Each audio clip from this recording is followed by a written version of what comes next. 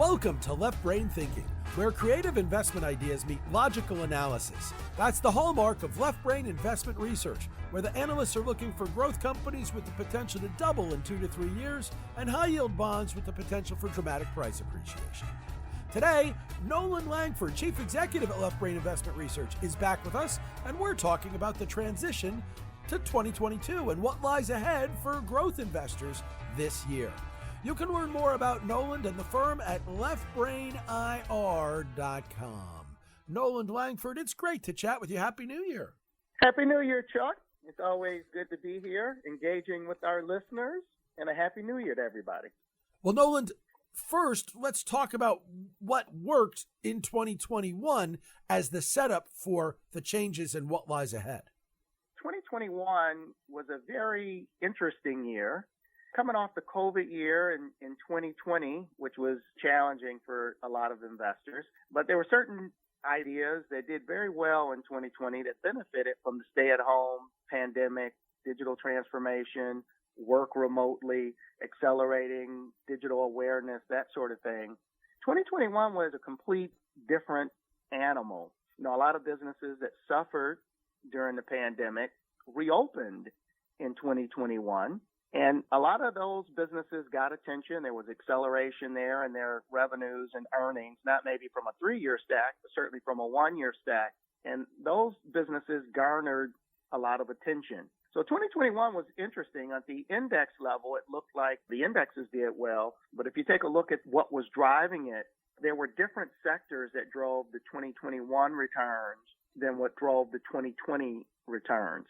And here we sit at the beginning of 2022, and there's certain cross currents that we have to navigate as investors. So it's challenging, but it's also interesting. So let's talk about the challenges that lie ahead. It has been something of a transitional year. We're getting used to the idea that interest rates are going up, inflation is back, and it's going to stick with us for a while longer than anybody was thinking it would a year ago. So what is that doing for you in terms of what you're looking towards in the year ahead? Our Jarvis letter that we produce every week, we laid out a lot of these thoughts. We had a peek into 2022 in our recently released letter. Hopefully for any listeners that are interested, Chuck, you can tell them how to get the letter. At the end of this talk, I will make sure everybody knows how to check out the Jarvis newsletter. But what we're looking at, you're right, you hit it. Interest rates are finally on the move. For most listeners that have been investors for some time, I don't think any investor can remember when rates were on the way up. We've been saying it for a couple of decades. Eventually they have to go up, and then they went to zero, and then in some countries they went negative. But finally, we're on the cusp of rates going up. The inflation thing, which a while back looked like it would be temporary, is starting to look like it's going to be more long-lasting. A lot of it has to do with the supply chains, but not everything. And so that has to be priced differently into the market. If you have companies that are growing revenues, but they don't have reported earnings, meaning that they're not expected to really make cash for several years in the future, if interest rates are very low, then those businesses get a higher multiple because it doesn't cost them much to go out and buy new customers or new sales. They're not missing much because interest rates are low. But once interest rates rise, you have to discount those future cash flows at a higher number, which means they have a lower valuation.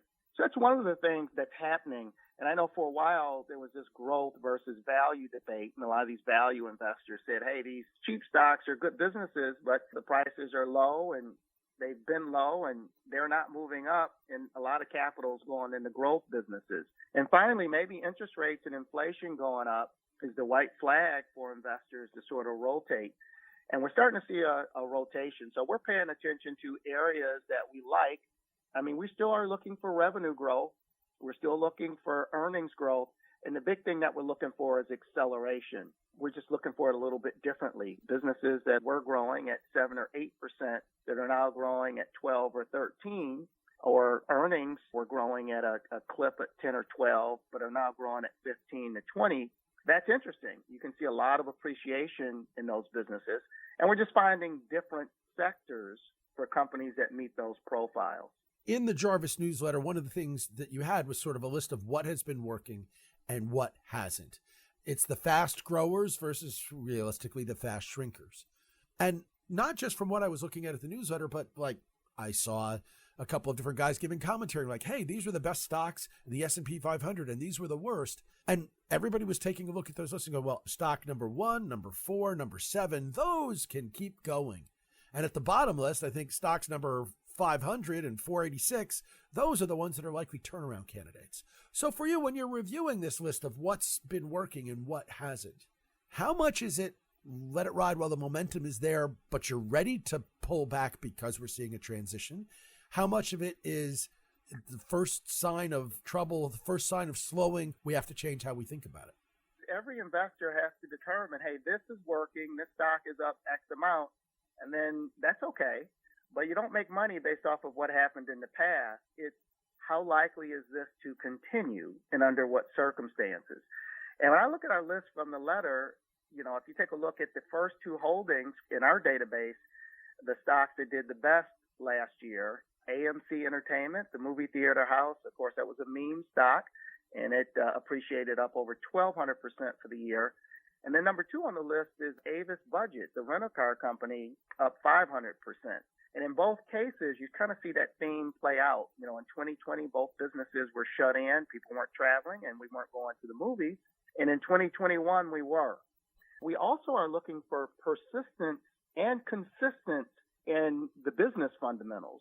Neither of these would be candidates on our list for 3 or 4 years from now for their businesses being better than they are today. So that's a good example of what you meant. Now, the bottom of our list, which was still up over 100%, there's a business, Bath and Body Works, BBWI is the ticker. That one is one where we do like. The shares were up over 100% last year, but most people aren't familiar because at one point it was part of a conglomerate, L Brands, where Victoria's Secret and Bath and Body Works were both businesses under the parent. And then mid-year last year, they both spun off into separate companies. And Bath and Body Works up over 100% a year. The shares are still very cheap. They trade at about a 15 times earnings. But this is a very healthy business. They're vertically integrated. The body scents, the candles, the hand sanitizers, the store footprint is growing, and they're vertically integrated.